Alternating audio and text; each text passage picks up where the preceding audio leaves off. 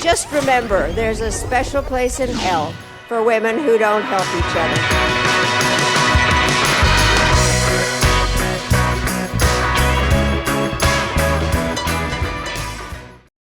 In the culture wars, there are no winners, just podcasters.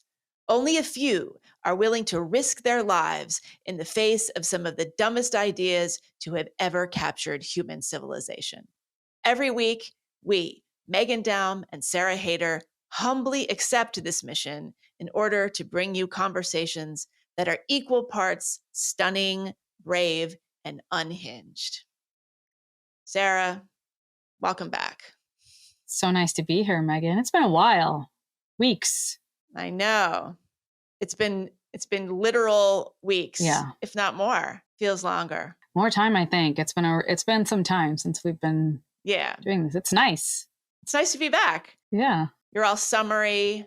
It's summer there. It's summer there. It's not summer where you are? It was summer yesterday. Okay. But it's been very cold here. Anyway, we should definitely start each episode by talking about the weather, just as a way of getting warmed up. What do you think of our new intro? I like it. You think people like it? Well, I don't know if people like it, but I like it. Yeah. I think it sets the stage. Like, it's nice and dramatic, which is just like us. Totally. It's like a movie trailer. Yeah. So you can say, in a world where... Yeah. And people were not liking your self-hating millennial. Yeah, people weren't liking phrase. it. And you know what? I wasn't liking it. So no, I get it. Because I don't hate myself. I just hate them, And it wasn't being properly. Well, you hate millennials. You weren't speaking for yourself. You were speaking for your group. Right. Exactly. Yeah. Yeah. It's a group identity. So yeah. And now it turns out I'm also a self-hating brown sidekick. Yeah. You're my little brown friend, my little brown sidekick. You know that reference? No. No. Sounds racist. It's from the original Pink Panther. Oh, okay. From the original Pink Panther. What is the original Pink Panther? Like the cartoon? Peter Sellers. Okay.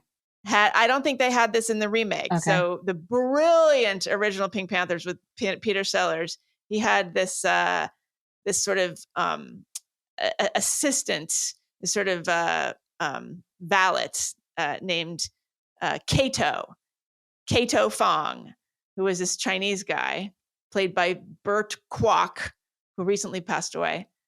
And, Inspector Clouseau, he would have this fake French accent and he would say, "Oh, my little yellow friend." But then Kato would always come swinging through and, the side of the building there would be such extreme fights between the two of them that actually like the ceiling would cave in. And it was quite remarkable. I think they omitted that part from the Steve Martin remakes.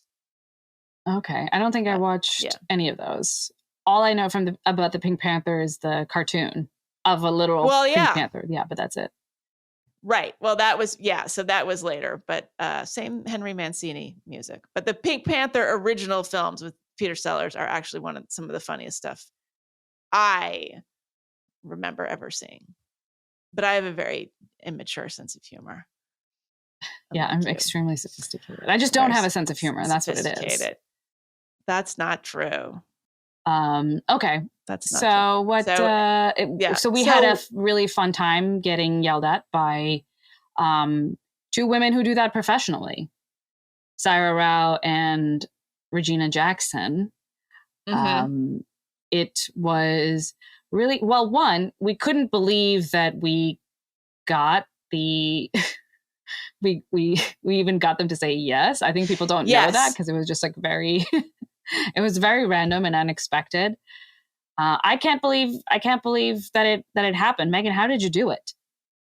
How'd I do it? Yeah, it's my my magical booking powers. Right. So Sarah Rao and Regina Jackson, in case anybody missed that episode, are the entrepreneurial force behind Race to Dinner, which is an outfit that Sarah is a South Asian and Regina's Black woman, and they go to white women's dinner parties. And those white women pay them thousands of dollars so Sarah and Regina can interrogate them about their racism. And they also have a book called White Women, I believe, and has a white tear on the front. So I have to say that they are in the sort of ecosystem of race. I'm not going to say grifters. I'm going to say race educators out there, public sphere educators.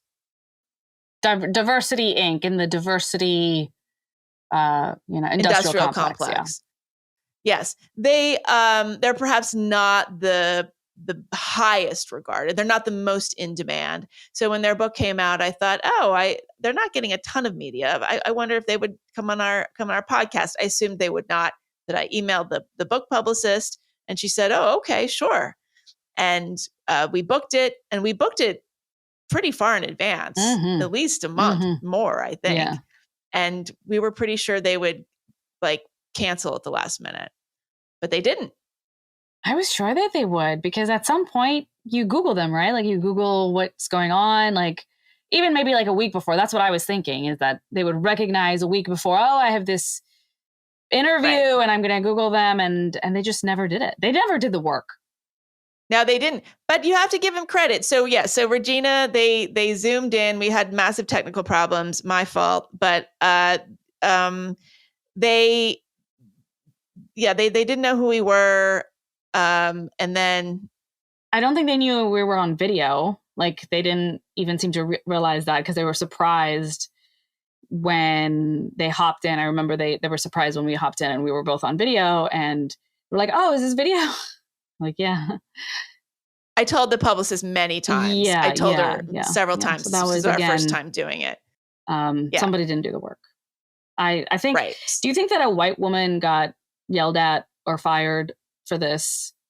The publicist? Yeah. Definitely not fired.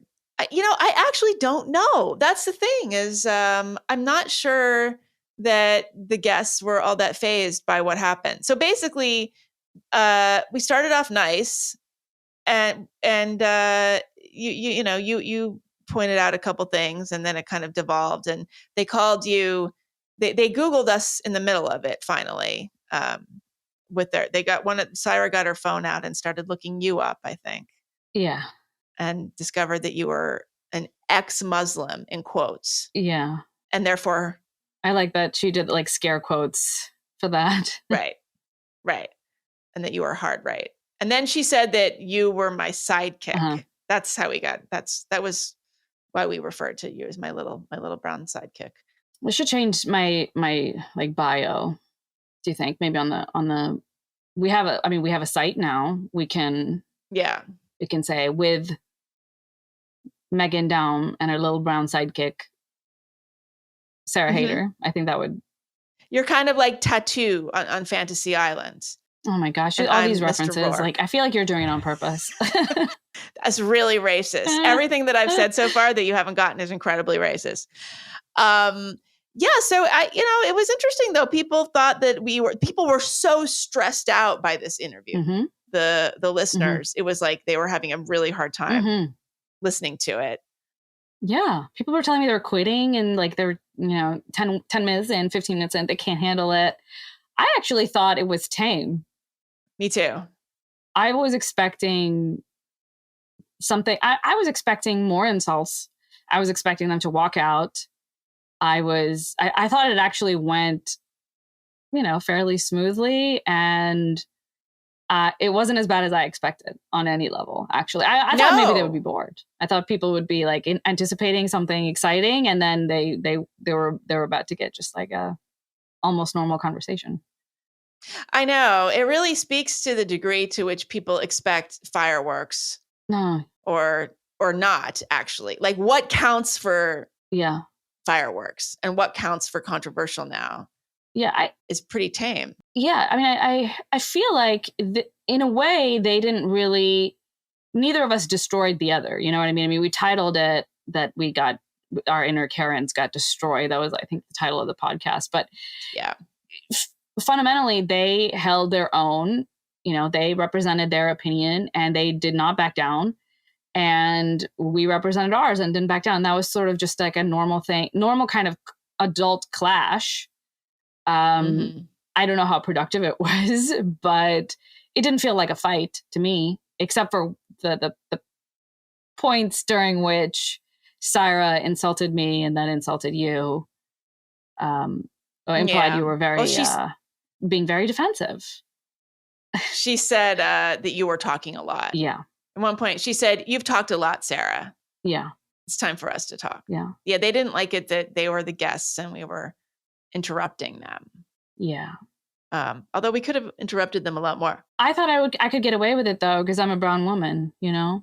Yeah. I know you can interrupt anybody. Except Regina. But you can't interrupt Regina. And I don't think I did. No, I might have. I mean, that was there was a moment where Regina, because she says in the book that nothing has changed for Black people in 400 years. So since slavery, nothing has changed.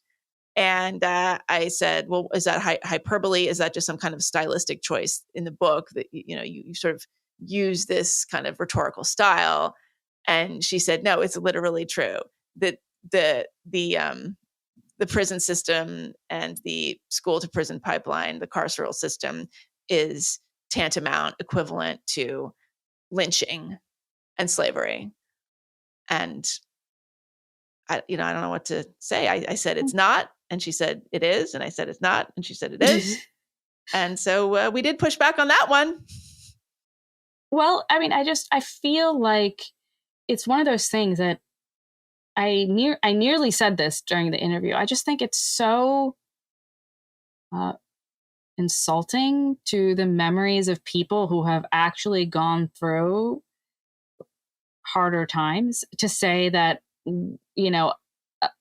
a Black woman who is getting paid to go into white women's homes to yell at them is living in the same kind of environment as slaves, or Jim Crow South. I just think it's just such a narcissistic way of looking at the world that, I am a victim and I'm a victim in this, my victimization is equivalent to the victimization of people who have, in a very objective sense, been persecuted and were not legally equally under the law either. It feels absurd to me and narcissistic, honestly. I didn't want to call her a narcissist to her face. I didn't want to, I didn't know how to say this because it's kind of an awkward thing to say to somebody. But I'm a professional activist, or have been up until now, and I there's ex-Muslims and what ex-Muslims go through in the West, and there's what ex-Muslims go through in Muslim majority countries where it is legally, apostasy is literally a crime punishable by death. It would be outrageous for me to say that what I go through is similar to what they go through. It would just be so selfish and obscene, really. And it's interesting to me that the same kind of claim keeps getting made in different ways by anti-Black or anti-racist activists, and isn't really challenged by many people.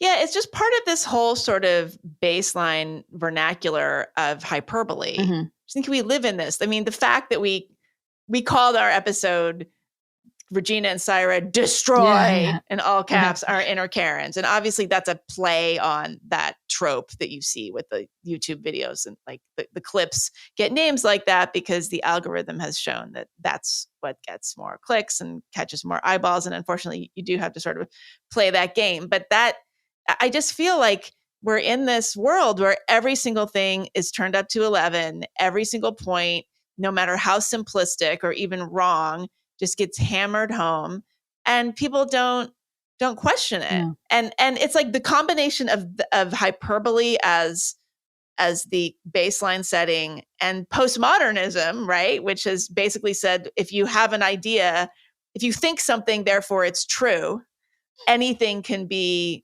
kind of, if you sort of manifest some concept in your mind, it's just as valid as something that is a material fact. I think that's what we run into there. Yeah.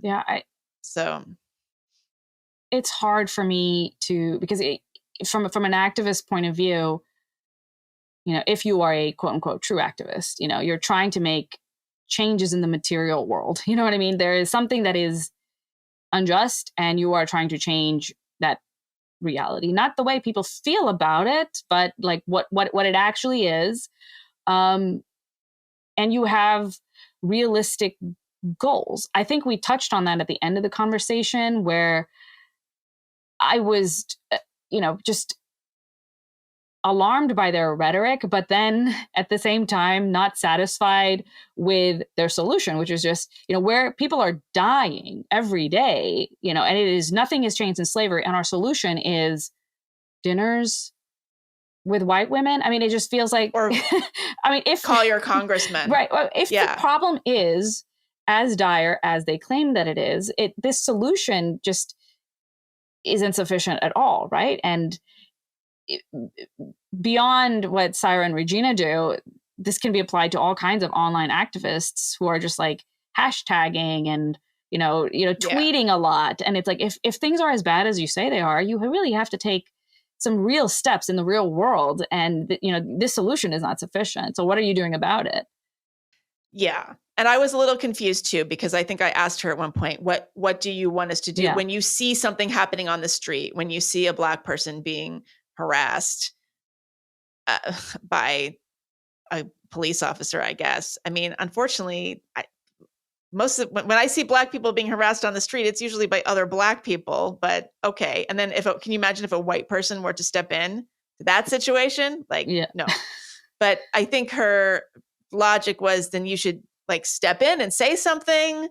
And then I asked her, are you want us to physically step in and be like, hey, everybody, look what's happening. Take out your phone and film it. I suppose that plenty of people are rising to that occasion. But then she sort of just said, I don't know, vote a certain way and stand up, go to protests, go to rallies. I mean, look, I don't think it's really fair to put all of this on them. I think that the sort of the contract that Sarah and Regina are making with the public isn't so much we're going to solve this, but that we are offering this, I'm not going to call it a service, but this experience to you. And if you would like to buy it, you will have this kind of experience. I think everybody, that's a very charitable perspective, because they do sell it as that's charitable. Okay, I'm being charitable.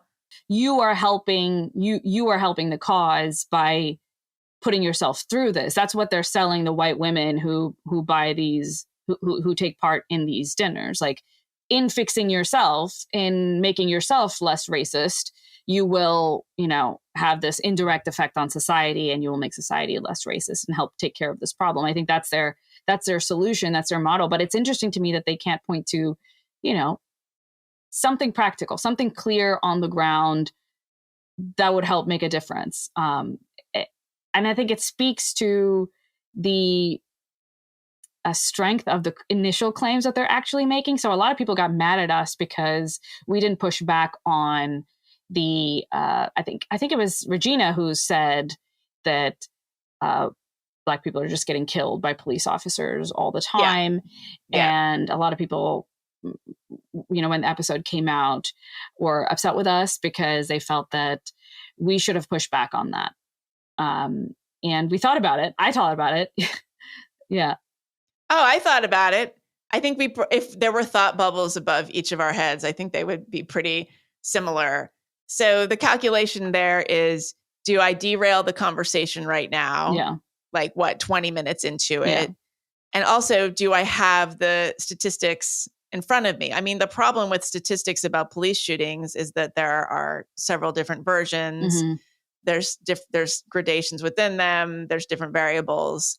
And I mean, what do you think? If we had suddenly somehow hit them with a bunch of statistics about police shootings, how do you think they would have responded? Very badly. I don't think they would have. I think they would have hung up. That's what I think too. I think they would have hung up, because it seems to me that specific thing is such a fundamental cornerstone of their belief system that if you attack it directly, they're not gonna engage with the rest of it at all, and they're gonna just simply leave the conversation, because they do know that once that is, put under scrutiny, if you really start to talk about the reality on the ground and maybe it is not what they say it is, then everything else kind of collapses, because that's a necessary foundation. Yeah. Yeah. I mean, it reminds me of when trans activists say trans people are being murdered at this alarming rate. Yeah. And if you were to say, well, actually, it's almost always trans women of color who are sex workers who are being murdered by customers, other people involved in the sex industry. And it's not clear that they're being murdered because they're trans. They're, No. because sex workers are murdered at very high rates, period. Right. I mean, they're probably murdered at a higher rate than a non-trans sex worker, because like if they have a John or whatever you call them, who discovers that they're trans, that they could be murdered in that situation. Apparently in Brazil, there's a very, very high murder rate of Black trans women involved in the sex industry. And so the statistics from Brazil kind of overwhelm all of the statistics. Anyway, but my point is that once you start to make that argument, it completely shuts down the conversation. And in fact, like whether it's police shootings or trans murders, that's such a cudgel that it's interpreted as violence. Yeah. Even citing the statistics is a form of hate speech. Right. Right. Yeah, you can't actually, this is a claim that you can't reject. It seems like it should be very good news, to Black people or to, trans people, to hear that actually things are not that bad. Actually, they're not highly likely to be murdered on the streets. This should be a cause for celebration, but we know that with believers, it's actually something that will destroy them emotionally, because they want to believe in the specific kind of reality and the specific sense of power dynamic, these specific power dynamics, and questioning this bit would, I think we were right to feel that it would derail the conversation. I think we were right to feel like they would hang up. So part of what we were doing there was trying to balance between taking them on directly and not pissing them off so much that they would leave. Exactly. I mean, if it had been later in the conversation, maybe we could have taken that chance. Yeah. Like another moment where I know you and I each decided not to push back was the Cyrus claim that kids were only learning about pilgrims and such at Thanksgiving. There was no acknowledgement of the massacre of Native peoples around Thanksgiving. It was like she was living in the 1980s still. Yeah, it's very, I don't know. I mean, and even there was some comment about we don't see people of color on TV. Everybody watches Seinfeld. I was like, Seinfeld? I don't watch Seinfeld. I've never watched Seinfeld. Yeah. I was watching Living Single and, Sister and Fresh Prince of Bel-Air. Where was she? Where are those shows? Well, those shows are probably white supremacist. Those are probably, yeah. Those shows were on. What was she talking about? Like, I remember those shows. I watched those shows. I can sing the theme songs like right now because I'm so familiar with and yet we're all watching Seinfeld. You are watching Seinfeld. You were watching Seinfeld. People you knew were watching Seinfeld. Well, also, I think we need to get her a Netflix subscription. Yeah, maybe, because she's definitely watching syndicated reruns. Yeah. So that was another moment. I did challenge her on the claim that only white women gossiped about other women behind their backs. Oh yeah, that was a really funny one. Like, women of color don't gossip. What? Well, you tell me, Sarah. What? Do your friends, are you above such things? All people gossip, and all people gossip. women gossip more than men, I think, on average. And that's just what. That's like saying all blood runs red. Yeah. All people gossip. Are you sure? What? I don't even know. It feels to me that they must be surrounded in a very, very isolated bubble that no one has ever said to them, wait a minute, the Black women I know gossip a lot. And they enjoy it. They revel in it. And you're telling me this isn't real, or it's something else, some other form of gossip? Yeah. I think Regina said she didn't have friends like that. Well, I don't have friends like that either. I don't have friends like that either. Not gossiping is so boring. Well, but you got to gossip a little bit. Yeah, but there's gossip and then there's analysis. Don't you talk about your friends it's sort of like you kind of like analyze them with somebody else? The gossip to me.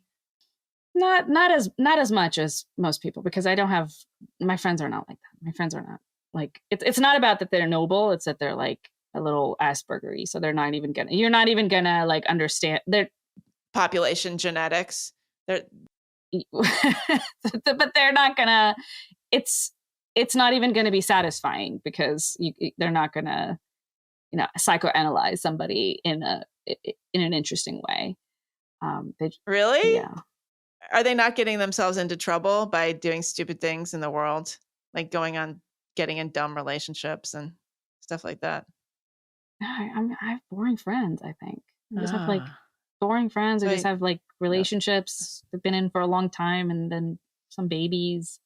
Oh, you should gossip about people's babies. It's not exciting. Megan, you have a totally different life than me. You're in New York. You're with, artists, and they're living very different kinds of lives. There's nothing to say that, you know what? You should really start gossiping about other people's babies. Oh, yeah. Mm. Be like, can you believe what that baby said to that other baby? Yeah. That baby thinks it's all that. That baby literally makes no sense. Yeah. Needs to grow up. I know. Like that baby, thinks she's above everybody else, but she'll have her come down. Yeah. That baby. She talks a big game. She's just a baby in the end. Well, so there was that moment. And, but I understand that people were frustrated that we didn't pull out the police shooting statistics. And I think it might be worth getting somebody in there to talk about them, because I know we were trying to pull some up before we got on this call, but there's so many different data sets. Yeah, I think this would be worth its own podcast at some point, where we have an expert on to discuss this, because there are so many nuances that are really interesting, and the implications for society are pretty interesting too. Yeah.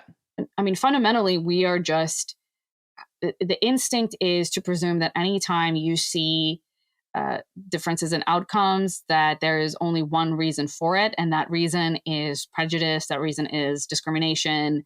It's that Kendi-esque view of the world that has interestingly absorbed. It's gone just completely mainstream. I thought when Ibram Kendi showed up on the map, I thought, this guy is not very bright. He's not making clear arguments. He's not that great of a writer. He's not that articulate of a speaker. He's not going to take off. That's what I thought.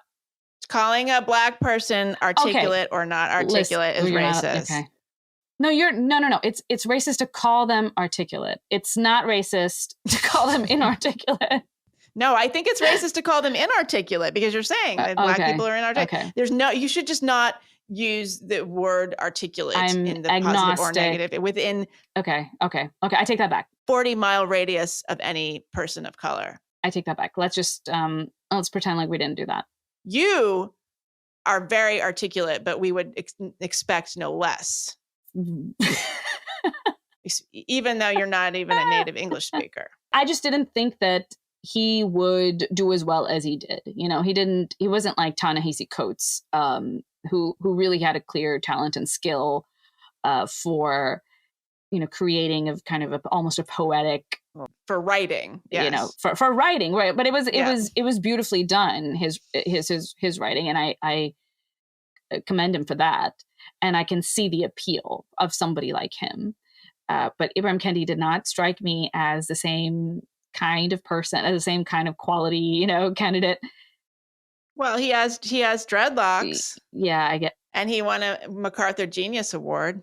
Did he really? No, he didn't. Absolutely. Yes. Everybody did. No, he didn't. No, Ibram Kendi didn't. He did. No. Hold on.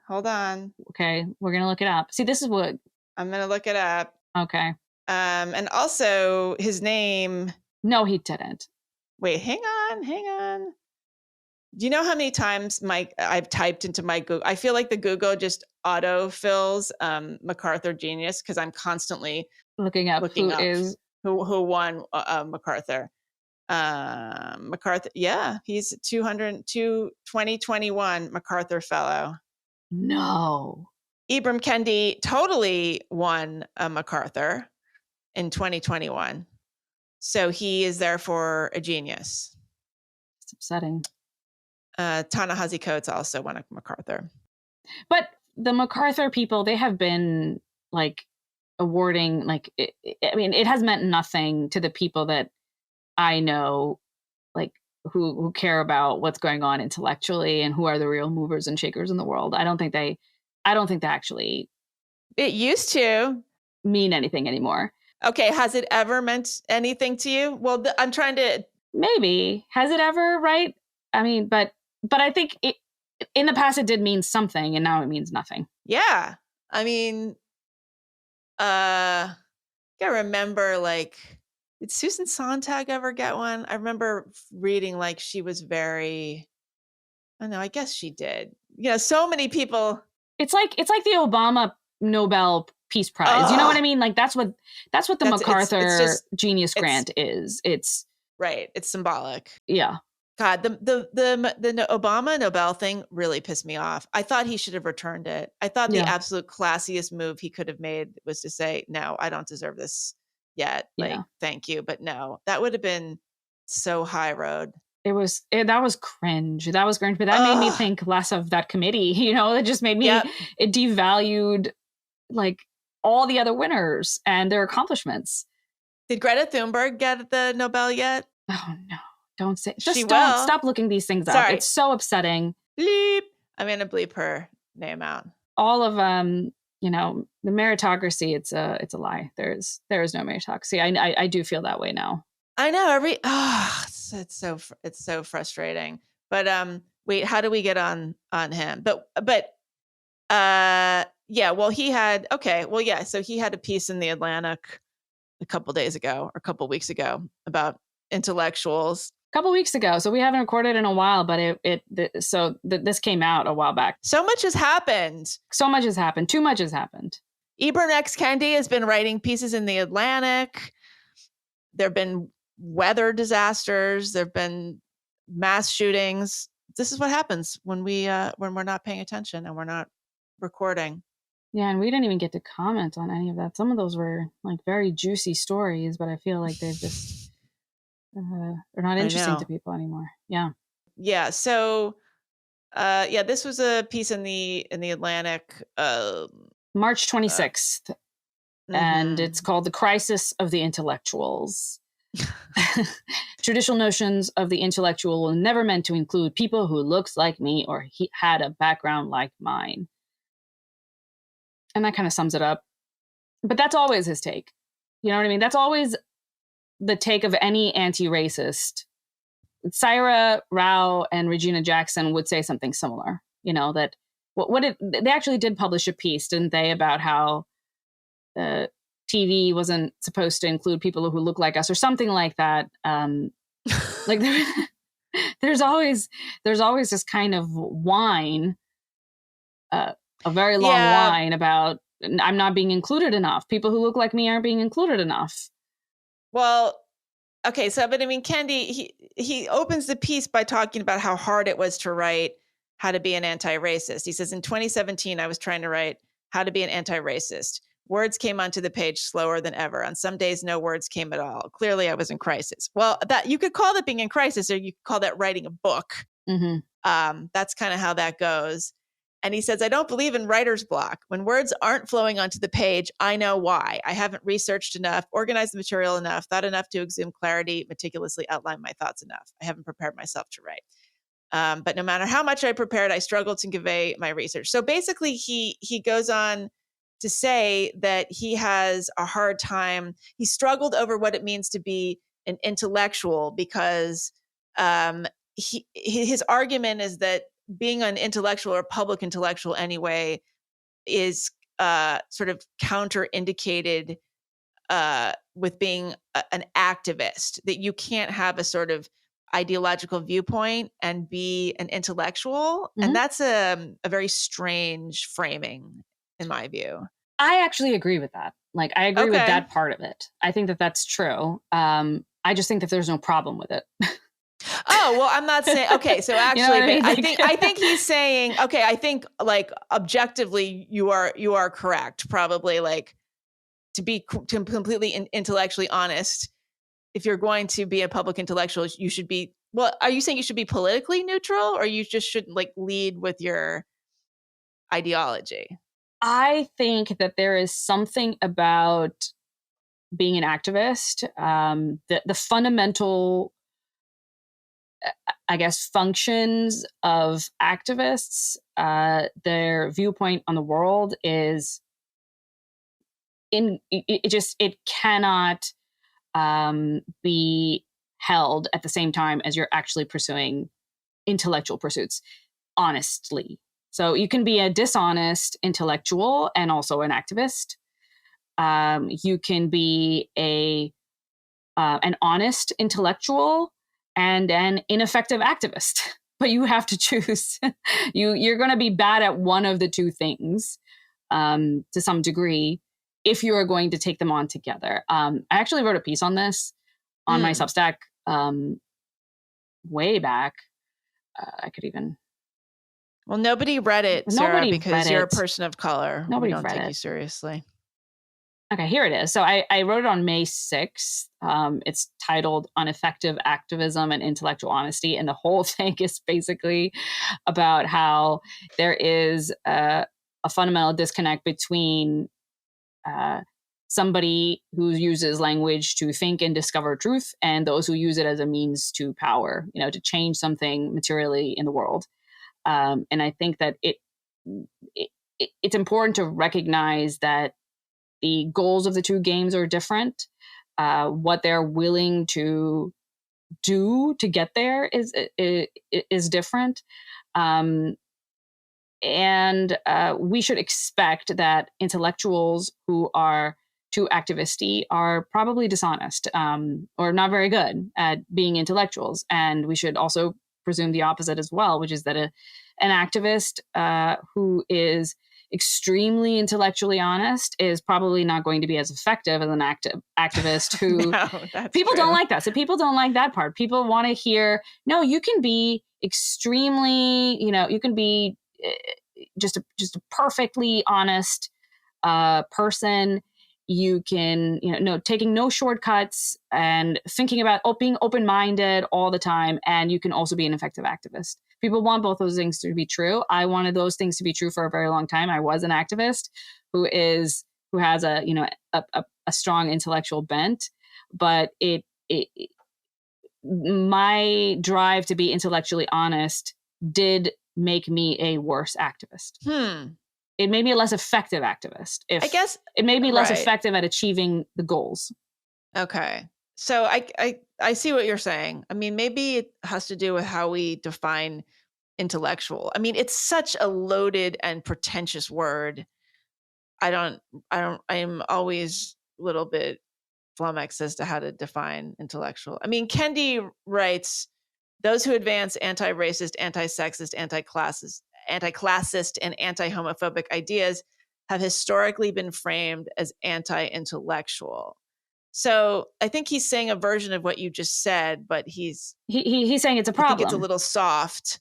Yeah, but he's sort of saying that it's a problem, that I think if you go out into the world with a powerful view about the way things should be, you also necessarily have an idea about the way things are, and you're not willing to think differently about it. You're not willing to critically examine your worldview.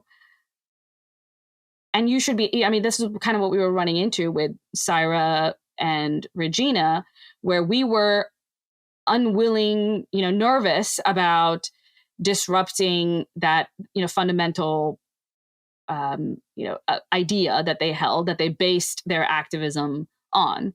But you have to be willing to do that as an intellectual. You have to be willing to investigate the very foundations of what you believe and why you believe it. And you should be investigating them all the time. And activists don't do that. Activists can't do that. You when you're an activist, the world is filled with scarcity. There's only so much time. There's only so much money, and you need to get people to pay attention to you, to pay attention to this one problem, and do something about it.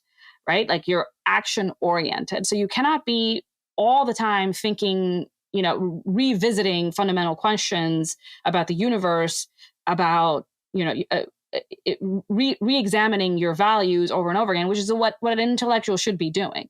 But you can't do that as an activist. That's not feasible. Yeah, well, right. If you're an activist, you're looking for confirmation bias all the time. I mean, of course, there are. You shouldn't be an activist that's blinding yourself and trying not to see the world as it is. Obviously, those are, I think, not just bad activists, but bad people, because they can be creating a lot of harm in the universe without recognizing that that's what they're doing. So I'm not saying that activists should blind themselves, that they should not pay attention to anything. They should be anti-intellectual. I just think that there's a different mindset to the activist, and it is born out of necessity, based on their job, based on their function. And we can't expect them to, it's like the same thing about like politicians. Like, we can't expect a politician to be somebody who is purely, ideologically principled in the way that, some extremist politicians are, like Bernie Sanders. Like, you can't have somebody who's trying to connect a broad coalition together to be an extremist who is unwilling to bend to appease one base or another base. That's just not something you can do as a politician. And to ask that of a politician is basically to ask them to be ineffective politicians, to ask them to fail and lose. I guess the question is, okay, but it seems to me like activist and intellectual both exist on a spectrum. Yeah. Like, you can be an intellectual, you can be a writer who puts forth ideas that instigate some kind of change or invite people to rethink things in such a way that change could occur. Mm-hmm. I mean, Kendi seems to be suggesting that nobody, especially no person of color or marginalized person who ever put forth intellectual ideas that had a point of view was taken seriously. I mean, that's just patently wrong. I mean, there's like W.B. Du Bois and James Baldwin and Frederick Douglass. I mean, it goes on and on and on. He's presuming that people of color are necessarily anti-racist activists. Like, he's presuming this. I mean, he uses these words like sort of interchangeably. He talks about people who look like me, and then he'll also say anti-racist, like anti-racists. Yeah, I get right. Which is not it. That's sort of a trick that he plays, because it's not the case that all brown people or people who look like him are necessarily rejected from the intellectual space as non-serious thinkers. It's people who approach things from an activist lens, which is what he's doing. Yeah. I mean, also, like, who do you perceive as an intellectual? Like, when you were in college, say, and you started to think about the concept of public intellectual, who came to mind? I mean, I was very much into the new atheist space. So I would have said somebody like Christopher Hitchens was, a popular, what I would consider a popular intellectual. I read Chomsky. So he was an intellectual, in my view. What would you? You don't think he's an activist? You don't think, Chomsky has this, real. Now I would consider him to be activist-y. But I think you're right that there is a spectrum.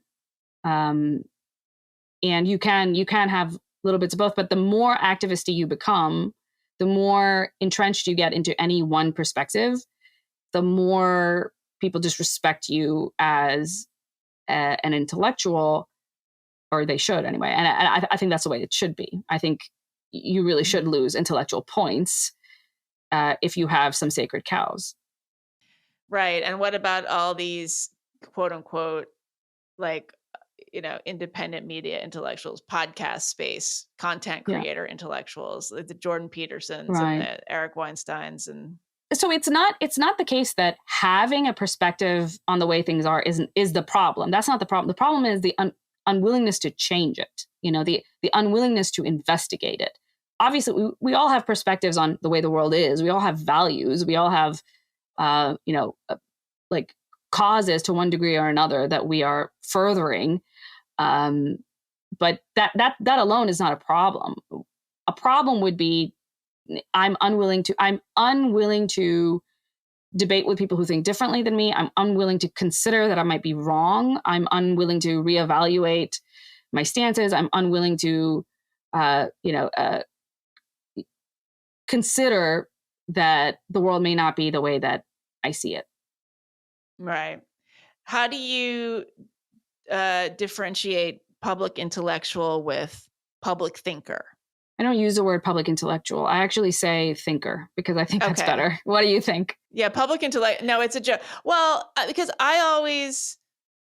my understanding of an intellectual, public or private, public or non-public, is that it's someone with an incredible breadth and depth of knowledge, like someone who has read Foucault and Horace and Ovid and the classics and, understands Roman history and Greek mythology and, the surrealist art movement, like, a serious scholar of culture, of the history of sort of, somebody who is deeply, deeply curious about many, many aspects of political and creative and just kind of psychosocial life.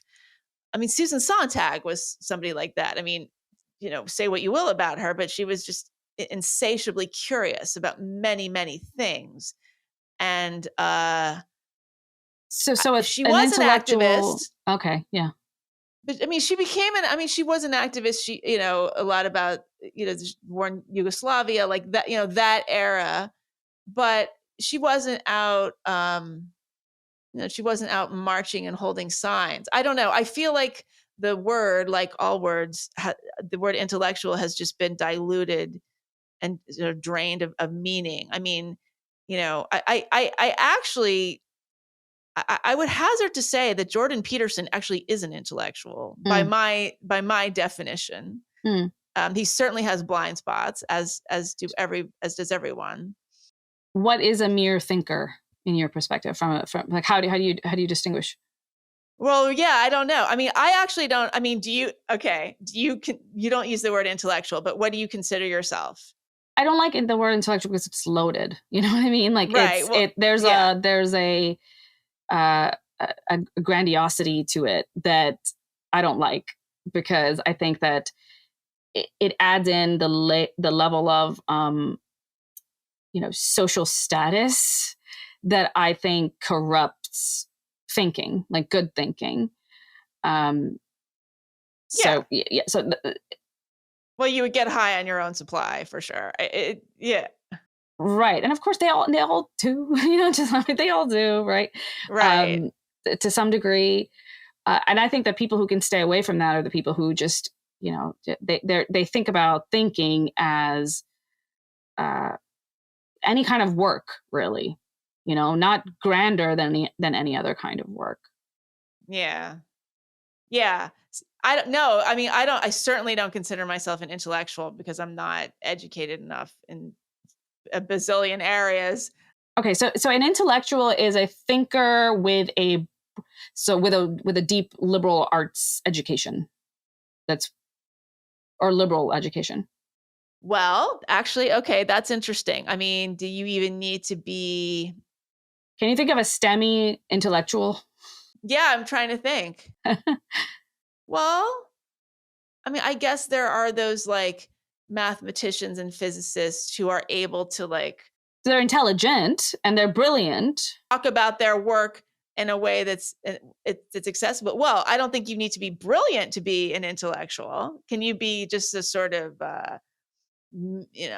middling? I don't know. Like, what is a genius? See, what's brilliant? Yeah. What does even brilliant mean? The brilliant scientists that I'm thinking of in my own head. I mean, I would not think of any of them as intellectuals, although obviously they're like geniuses. But you're right that there's something about the intellectual that also has connotations of a cultural knowledge, and an engagement with liberal idea. But by that I mean like liberal as in a liberal education. Yeah, like idea, right. But I also think you have to bring something new to it. Like one of the requirements be you have a very wide body of knowledge. But you're also offering something new in terms of your own insights. Because there are a lot of people that just consume information, that love to go to the library and love to learn about everything and read everything, but they're sort of encyclopedic. They're not generating something. They're synthesized, like an intellectual synthesizes the broad observations that they are collecting in a unique way. Yeah. So I would see myself as an observer. I like to see myself as like a this kind of a curious observer, and that maybe a little. And I do it out loud, like I'm kind of a. A public thinker is also completely douchey. I don't know. I don't think it's that douchey. I don't think thinker is not as douchey as intellectual. That's for sure. Public thinker, but it sounds a little bit like public exposure, like you're masturbating in public or something with your brain. Well, what else would you say if you were somebody who thinks out loud, like what Sam Harris says he's doing? Like, what does this? Yeah, I know there needs to be another word for that. Yeah, I mean, I think think is fine because I think there's really no other word that works that encapsulates what you're trying to do. I think of it like my perception of what I do is kind of tinker, and like you're not a thinker, you're a tinker. Yeah, you're a public tinkerer. But pull apart specific aspects of it and then just examine them as if almost in a way that a scientist would. So I don't see it as the broad kind of Jordan Peterson. In one essay or in one video essay, really, because they're all video essays. But in one lecture, he will pull together. You're right, all kinds of different fields and synthesize them in a unique way. One might say wrong way, but it's. But he's committed to it. It's a powerful perspective for sure, and he will tell a good story too. There's a. Yeah, and he's applying it to contemporary issues and problems. I mean, that's what's so interesting. But do you think that women, are there fewer women intellectuals, or are we just sort of less willing to throw down or commit to our ideas? Because I see myself as a suggester. Like but who's that? I mean, there's no where are the intellectuals, period? You know what I mean? I mean, it might be the case that like this question posed 30 years ago would reveal sex differences, I think. But this question posed today is just almost nonsensical because who is an intellectual other than, like there's like 3 intellectuals out there, people who I think are really doing what you're claiming that an intellectual does, and also fearless about it, right? Like also not just regurgitating what, you know, the culture collectively thinks about things anyway, and just being more eloquent in their their summary. You know, okay. You know who's an intellectual according to my highest standards, and is also offering it up and committing to it? Camillepaglia. So yeah, but one, right? I mean, like that's a right. No, I'm just thinking like she's an example. Yeah, I mean, I agree. I agree with you. I agree with you. But yeah, I feel like it's a tiny handful of people, which is outrageous, given that we, you know, this is a point in time in which more people have access to this broad knowledge base that you might think is a requirement to be an intellectual, to be educated on like all these different things, and we have access to this kind of information. We should be able to produce more intellectuals. We do not. And I think that the missing ingredients is courage. I think the missing ingredients, well, actually, I might say the missing ingredients is actual, well, okay. If you are a genuine intellectual, the missing ingredient is courage. That's true. However, we have these thought leaders, right? What we have in the creator space are not intellectuals, but thought leaders. And they have plenty of courage, but very limited baseline knowledge about anything. So they have the sort of the trappings of the intellectual. They can, of the public intellectual, they can pontificate, and they have some like very specific kind of idea that they're selling. And it really does feel like selling. I wonder if Kendi, is he even a thought leader? Would you even give him that?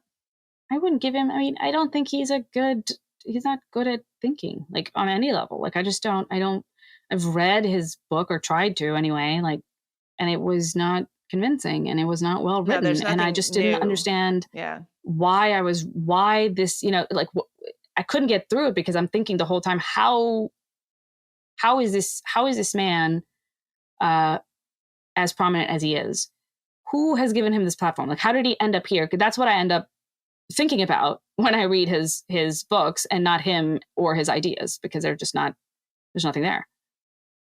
Right. Well, why do we think it is? He's very convenient. He looks the part. He has the right kind of name. He's obviously very ambitious. He's very strategic. He got himself in the right places. I mean, we saw that with Roxane Gay. Same thing.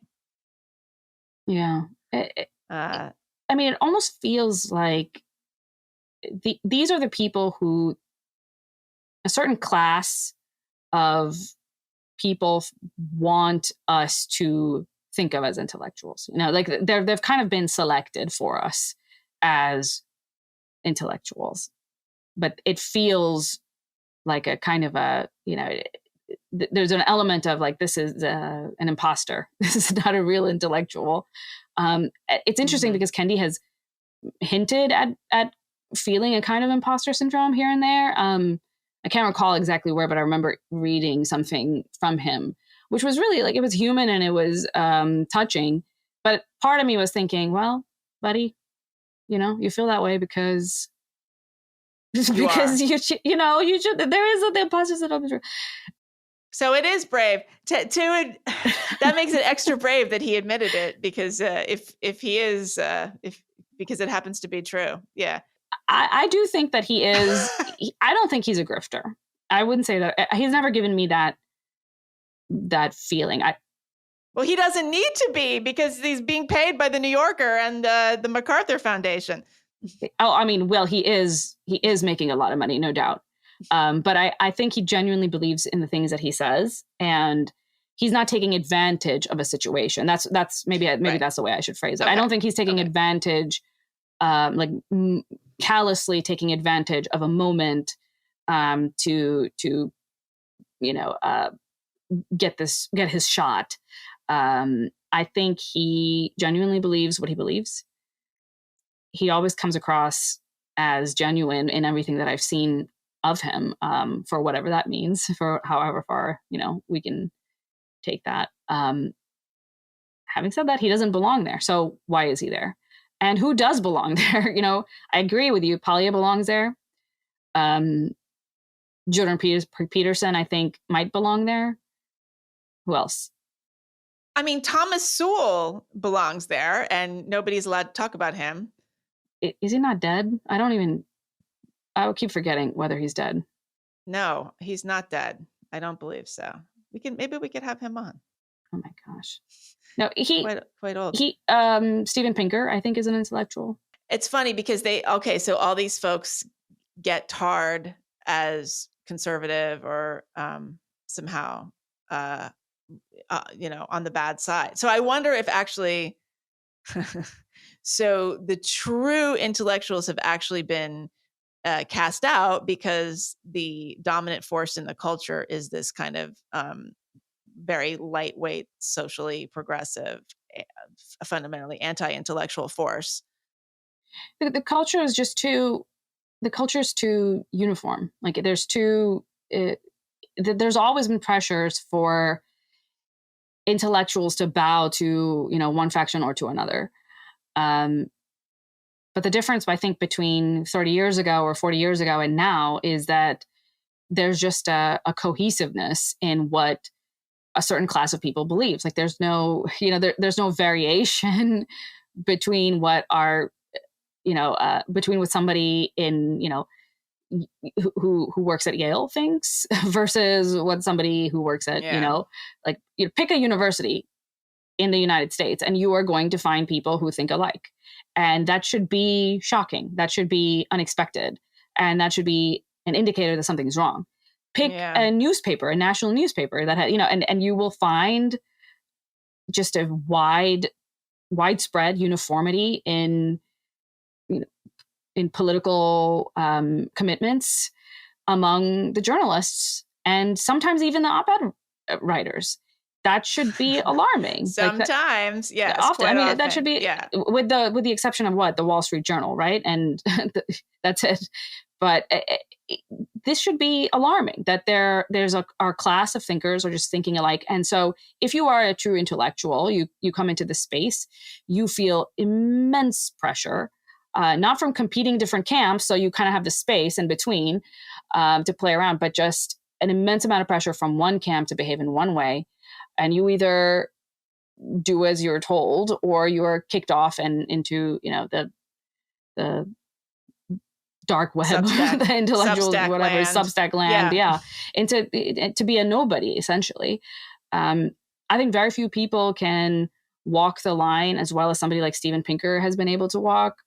He is still welcome in a lot of intellectual spaces, even though, he is tarred as a Nazi as well, but he has intellectual hair in a big way.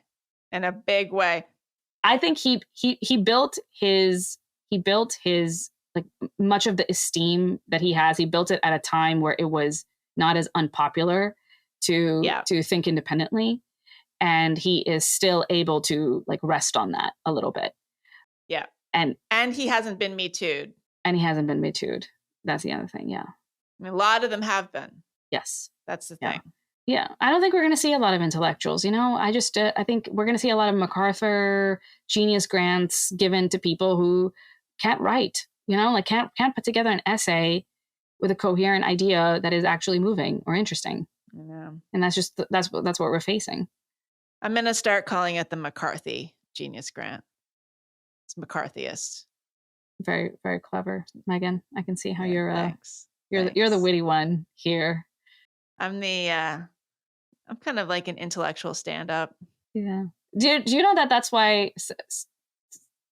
why someone suggested you, like way back when I was looking at, maybe doing a podcast or whatever, and I like tweeted about it. Like maybe I said something like, you were looking at different candidates. I was looking at a pool of different partners that you could choose from. I was looking at, I was saying I could never do an interview podcast because I would just be a terrible host. I would just like run away. I would just move the conversation wherever I wanted to take it, and I wouldn't be respectful to them. So I said something like that. You'd fit right in. I said something like that. And then I responded to somebody and I said, I could think of myself being like on a podcast with a partner and we're just chatting. And somebody responded, well, you're kind of heavy. Like you're a little like I'm a little bit of a downer. Somebody said, oh God. If someone said that to me, I'd be like, are you saying I'm fat? I don't like that. The meaning, I think they were saying something about how I was too much of a downer and I needed somebody to like liven things up and be funny. And so I think that's when somebody tagged you and I was like, hey, that would work. Oh, yeah, that one. Unless we have to have our pictures taken. Oh God. That was the problem. So yeah, we got our pictures taken. Oh man. No one's seen them, I think. Oh my God. See, this is why you should never have two. I wonder, has it ever been possible for two women to be photographed in the same photo in a photo shoot and agree on the best photo? The best one. I mean, I think that, isn't it normally the case that when they do professional photo shoots, they have they take pictures of people separately and then they pick the best one and then they like Photoshop them together? No. They don't do that? You mean if it's well what if it's like they do that on like a cover story of Vanity Fair or whatever. They'll have like 10 funniest women. Those women were not in the same room together.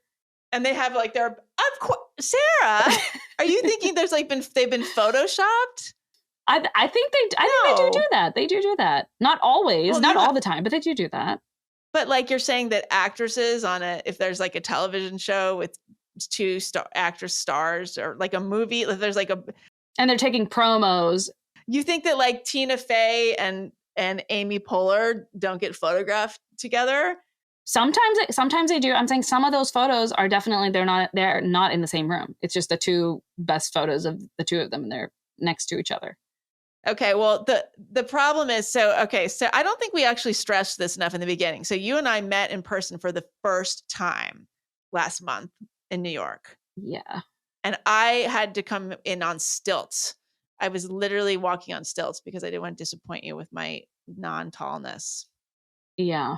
Yeah, you were very human-sized. It's very, Yeah, I don't know. Yeah, it's a little, I still have like trouble accepting it, even after, the whole day that we spent together. It was still like, okay, huh. Yeah. Interesting. So we spent it together. Yeah, it was very unnatural circumstances. So we were in the studio and we recorded with Coleman. Yeah. In the studio. And then we had to have a photo shoot, which the photographer was awesome. Very cool, nice guy. However, we hate all the photos. We hate all the photos. I hate my hair in it. I feel like it wasn't done right. And yeah, I don't like having my face. I don't like having my picture taken. I just don't like it. I don't like anything about it. No, it's terrible. But at least you hate. Okay, but like at least you could look at it and be like, oh, I hate my. First of all, I thought your hair looked great. You are much more photogenic than I am. Oh my God, what are you talking about? That's crazy. No, I have a very strange face. No, you don't. No, I have I do. I have very weird angles of my face. And so that if shot from certain angles, I can look. You have great you have angles. Like a hideous monster. I don't have angles. I just have like a flat. No, I have so I look like, I used to think that I looked like the Swiss Miss drawing like on the box of the Swiss Miss Cocoa Mix. I don't know why. She has like braids. She was this sort of like Heidi. No, but I have like very weird face. You look like the blonde woman from Orange is the New Black. You know who I'm talking about? I should, because there's probably only one blonde woman on that. Yeah, she's the main character. She gets sent to prison, and that's the whole thing. She gets sent to prison, and she has all these escapades. I used to get told that I looked like Reese Witherspoon. You do look like Reese. I could see that. You do. But I interviewed Reese Witherspoon once, so I got sent. I profiled her for Vogue. I was really broke, and I mean, not that I'm not broke now, but I used to be. You used to pay broke. So much money. I was less broke because I had gigs like this, which I would never get now. But I used to do celebrity profiles because they were extremely lucrative, and I got paid to do this cover. I got sent out to Reese Witherspoon's house to do a cover story about her. And it was a very big deal that she was even letting me in her house. Like this was all negotiated with the press agent and everything. And she was tough to interview. She was really not letting me in any way. And at one point I said something like, oh, you know, people say that we look alike. And she just looked at me like, okay. Like it was the most insulting thing anybody had ever said to her. So I'm never going to do that again. What? Does she just not know how to do her job? She's supposed to make people feel good. Like that's the most annoying part of that is that she doesn't know how to fake it. She's an actress. Her book club is so woke.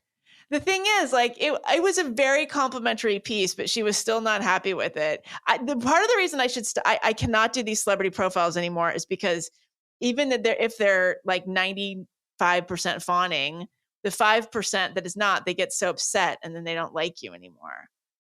I know. I think the same thing happened with Megyn Kelly, which I wrote a profile of her, and I really liked her. We got along great. We're the same age. We have the same name. Did you tell her that you thought you looked like her? No, but she showed me her. I got to go in her apartment. Oh, nice. And she showed me her like face cream. She brought out her different like foundations and skin products that she uses to show me. Oh, so we have similar complexion and coloring. So, you know, we're both in the Aryan nation. So, but yeah, is she real blonde? Something like. Well, I didn't ask her that. Is she? But she doesn't look like she is. Like, I mean, what does that mean? What does real blonde mean?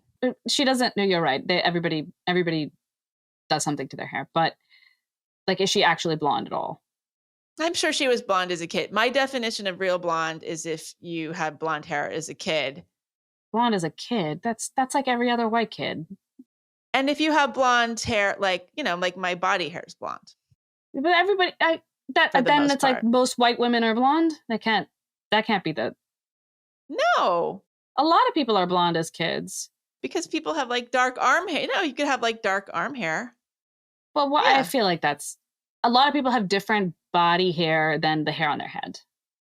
And you're saying that the real standard should be the hair on your arm. And if the hair on your arm is.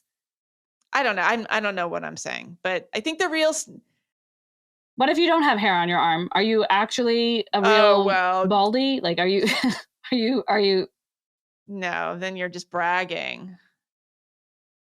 Have you people that they're like they have their daughters like their hair lasered off when they're like 4 or 5, oh my God. So they never have to deal with it. No, I'm kidding. That'll be the next thing. You know, a friend of mine who she was a teenager like in the 70s, and she used to talk about how like having hairy legs was all the rage with women, but only if you had light hair on your legs. If you had dark hair, no good. Yeah. So she said she would dye the hair. She would grow her leg hair and then dye the leg hair blonde so she could fit in. No. It was so feminist. That is so bad on so many levels. I don't even know what to do with it. I think it worked. Oh my God. It's a good tip. Oh my God. But that's true. That's true. I remember when, you know, before everybody was shaving in like middle school and stuff, I felt that the girls with blonde hair, like body hair, would just get away with being hairy in a way that, you know, women with dark hair just can't get away with it. And it's just, it is totally unfair.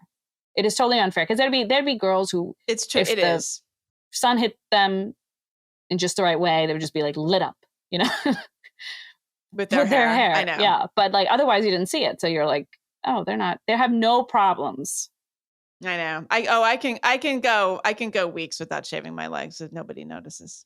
Yeah. Well, that's white privilege yet again. So, yeah. But now that we're on video, I'm not going to be able to get away with that. Oh. Well, this is a weighty topic. So yeah, I don't know. Intellectuals. Oh, we met. What else? Oh, we can't get our pictures taken. So yeah. So basically in every picture, you either hate your hair or I hate my face. I hate my face. One of them I think is so good though, and you still don't like your hair. And so I'm thinking of cropping you out of it. Okay. You can crop me out of it. because I like myself in it so much. Okay, that's okay. You have permission. You can take me out of that one. I know which one you're talking about. You can get me out of there. What else do we have to discuss? What else is on? We have lots of things to discuss. So the problem is just that we just missed so much. Like there was so much going on. I had been taking notes like, oh, this is interesting. This is interesting.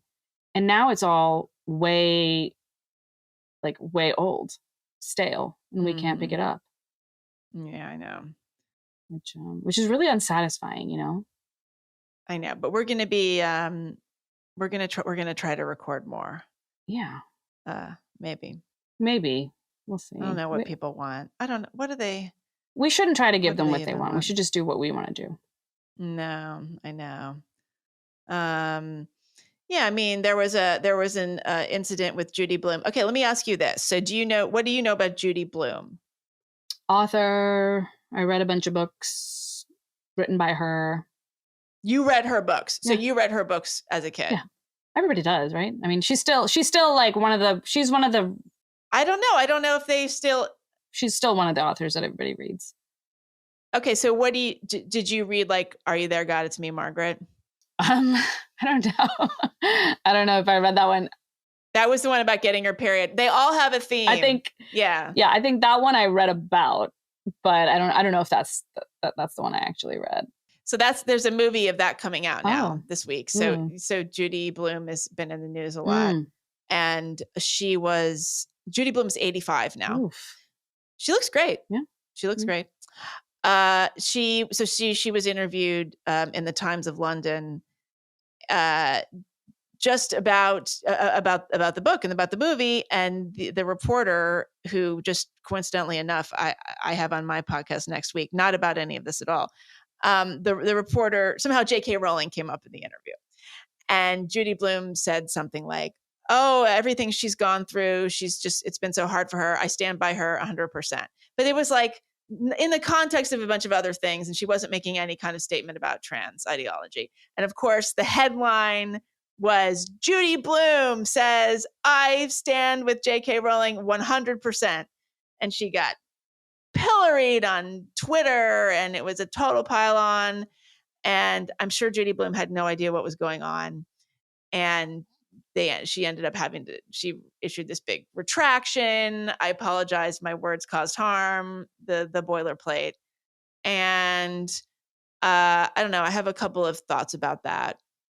But the main one is that, well, no, actually, let's just discuss this. I mean, this happens from time to time with these authors. It happened to Margaret Atwood, because they don't know what they're saying. They're actually not following it. Yeah. They don't know what's going on. Right.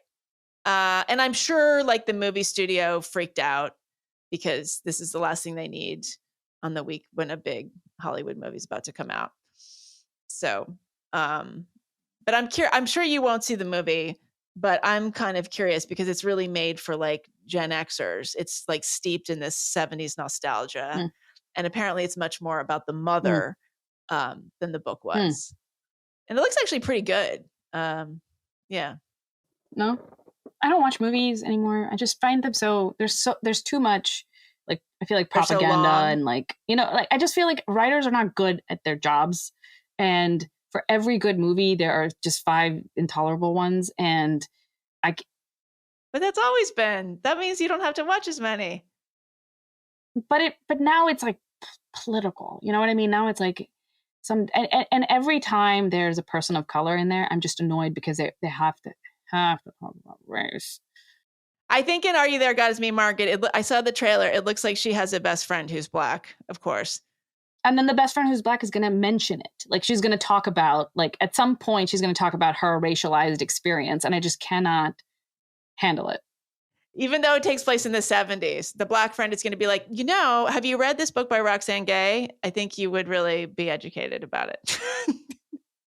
Yeah, no, it just feels very forced, it's really shoehorned in, and it doesn't feel authentic. It's not how brown people actually talk. Like, outside of like this context, outside of woke circles, brown people don't talk about this kind of stuff among each other. I mean, I don't know we just talk about normal things, like But that's because you're white adjacent. No, I think that like brown people who are not woke and not plugged in, which is the majority of brown people, they don't talk about any of this stuff. Like they don't talk about racism. It's not really something that comes up. No. It can. It's infrequent. You just sort of roll your eyes at it, but you don't have a whole, conversation the way we do in the culture and the way we do in this podcast. Actually, I talk about race with you more with you than I do with anybody else in my life. Well, I have to be educated. So, but it just feels like, an exercise to force myself to think about something that I otherwise don't really think about and is not really relevant to my life, except in the ways in which popular culture has decided that it is and, must be discussed. Do you think more about sex and gender than about race in your life? Oh, definitely. Yeah. Because that's because it's affecting you. Yeah. It's self-evident, you know what I mean? And it's real in a way that a lot of these racial conversations are kind of based on bad facts, bad statistics, Well, the gender stuff is some of it's not real too. I mean, some of it isn't real, but a lot of it is. I think more of it is real than we discuss. Like there's, I feel like, people say that with race, we need to have a conversation about race. I feel like we talk about race too much and we don't talk about gender and sex enough in a realistic way. Yes, actually. And I think in coming weeks, I want to talk more about that because it seems like there's this emerging conversation with younger millennials about sex roles and biological differences and family structure. Really? Louise Perry's talking a lot about this. Mary Harrington has been making the rounds, talking about this kind of thing. I think that's super interesting. What do you mean by that? Like, what do you mean emerging conversation? Well, just being able to ask this question, like, was the women's movement really ultimately the best thing? Because it was just unquestioned for several generations, for several decades.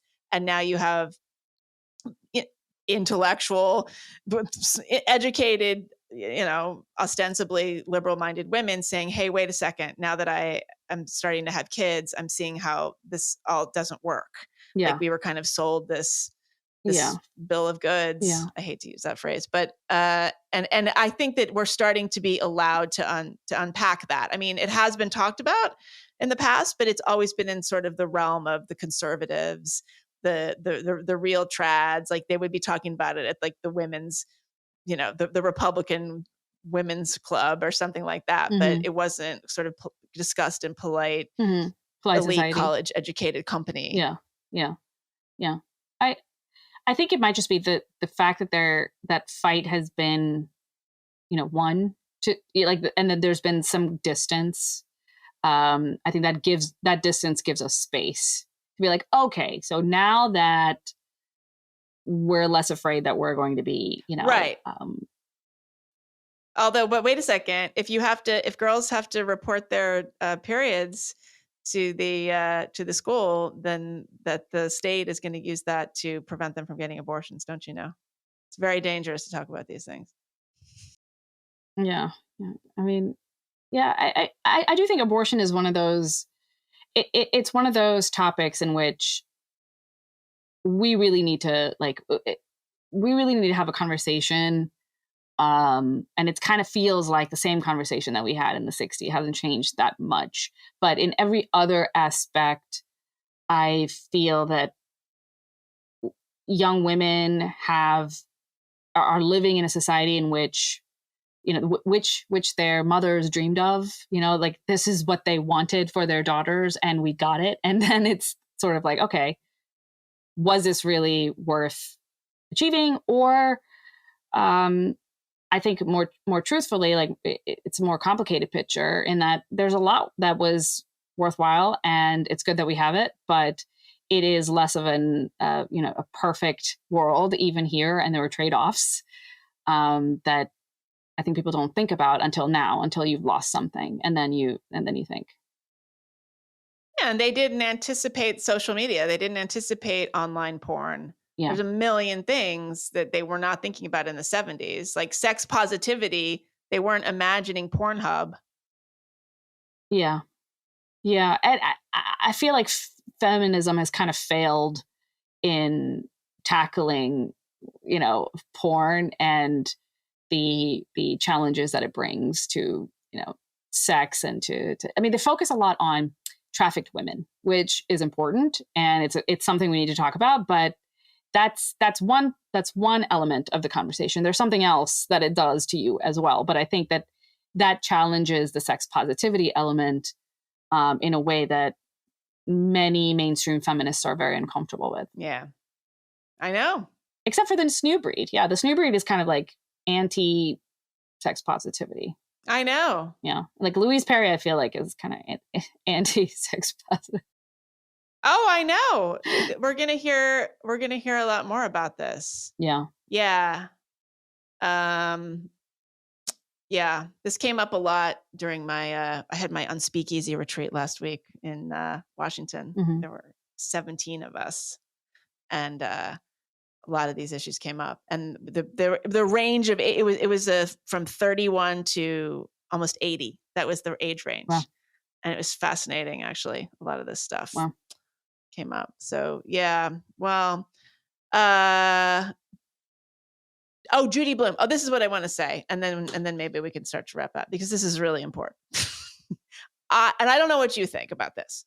I think that Judy Blume is the precursor to women's magazines, where everything is problematized about the body and about the female experience. I know everybody loves Judy Blume. I know that it was very exciting when a book came out. I reserved Super Fudge at the school library, just like everybody else. Couldn't wait for it to come out. But I feel like there was just this absolute fixation on the difficulty of the body, and it encouraged a kind of focus on this to the exclusion of everything else. And to me, it's like, oh, are you there, God? It's me, Margaret. I know there was other stuff going on in the story. I know there was a family story. I know they moved and everything, and that they moved to Long Island, which is from New York City, which admittedly is a trauma. But it just the absolute being absolutely undone by something like getting your period. I think it kind of sets the stage for like being so focused on what's wrong with you, or what should be wrong with you, or what feels wrong. And then it just, you sort of move in from that to like 17 magazine, and then women's magazines, which is all about problematizing yourself and then selling you the solutions. Mm-hmm. I find that I was never as big a Judy Blume fan as I was of there were other YA authors that I liked more. And I find the absolute lionization of Judy Blume a little curious. I don't remember a time in which there wasn't a 17 magazine. Like, no, I know. Like, so that's like, it's like you're talking about like I'm talking about in the past. A world that's like fantastical to me. Yeah. I mean, so when you read Judy Blume books, were you like, oh, I guess I should be really upset about this thing that's happening? I don't know. I think it was just an entertaining story. I don't know how much I related to it necessarily, but I'm sure there were girls who did. But I didn't. That's an interesting question, because I don't think I did. Because I feel like it was almost like a substitute for sex education. It was. Yeah. I felt like they were treated like a health class manual. Yeah. They were. Yeah. I don't even know if I didn't get proper sex education anywhere. I didn't get it from school. I didn't get it. To the extent that I knew anything, I got it from the internet. Which is terrible. What did that entail? I don't know. I think it was like, I was just like Googling what it feels like to lose your virginity and that kind of thing. And like, if you use a tampon, are you no longer a virgin? Because like, I couldn't ask my mom these kinds of things because she's a religious woman and she didn't want me using tampons anyway, because she thought like, she thought that it did. Like, her answer was, yes, you won't be a virgin anymore. So you can't use those. What if you really love the tampon? What if you're in love? Yeah. And what if I committed to the tampon? What if you really feel special feelings? Yeah. For till, the end of the hour? Then yeah, okay. Then I think that's okay. I think that's okay. All right. So this has gone on for a while. This is good. It's a nice place to end it. Yeah. Well, it's good to see you. It's good to be back. Yeah. Let's keep this going. I think this could work out. This could work. And are we going to do bonus? I guess so. I guess we have to. We've committed to it. Yeah, we'll do a little bonus. We'll do a little bonus. Okay. Oh, and should we ask people about our advice segment to write in questions so we can give advice? Yeah, let's do it. Or do you not want to? Okay. I think why don't we just do it? And then, if we need to cut it out, we cut it out. Okay, so we're going to introduce a new segment, and it's going to be an advice segment. Yeah, and didn't Blocked and Reported do a segment like this, and it turned out it was like not good or like it sucked or something? Oh no, I think they did a dating. I think we don't have a clever name for it, but I think so. Somebody's going to write in with life advice, and Sarah is going to say what she thinks she would advise. She's going to tell the person what to do, and then I'm going to tell the person what to do. So they have two different, two different, radically different, under informed opinions. Yes. Like you can pick whose unsubstantiated thoughts you might want to allow into your life. Yeah. So good. I mean, personal is good. I like relationship dating advice. I don't want personals because it's too like love oriented. And this is like, this could be about anything. You don't have anything to say about that is what you're saying. Out of your depth. I don't have a lot of opinions on love. Do you? Like dating? Ugh, except just like. Yeah. Well, look, I mean, I didn't get. You do? Are you like some expert dater? Like, would you consider like. No, but I didn't. Look, I got married when I was 39. I was single for a long time. I've had, but. Yeah, but that like, I always feel like what makes one an expert on dating? Like, is it success? Like, is it. Somebody who's never dated? Or is it just like you've been dating for a long time? Well, no, you don't want to take advice from that person. Yeah. You also don't want to take advice from somebody who like has no experience because they got married young and now they don't like that's exactly why they should ask you. Because I think this is I don't date. Yeah, I mean, this is a sort of the do as we say, not as we do. Oh, great. Oh, that's what we should call advice. It. That's what we should call our advice column. Do as we say. And yeah, and not as we do. Not as we do or did or ever will do. Yeah, good. So write in with that. Leave it in the comments of the Substack. Yeah, and so to subscribe, again, Special Place, aspecialplace.substack.com. And you can subscribe there and you can get access to our comment community. And you can also, tell us about your problems and we'll solve them. And they should subscribe to the YouTube channel. They should subscribe to the YouTube channel. We have a YouTube channel and some of us are probably watching us right now. And if you subscribe to the YouTube channel, I'm never coming back here. They're thinking like, I'm just clicking over to Jordan Peterson video right now. Yeah. Oh my gosh. His production value isn't like fantastic. Well, maybe it is. No, his daughter's is. His daughter's.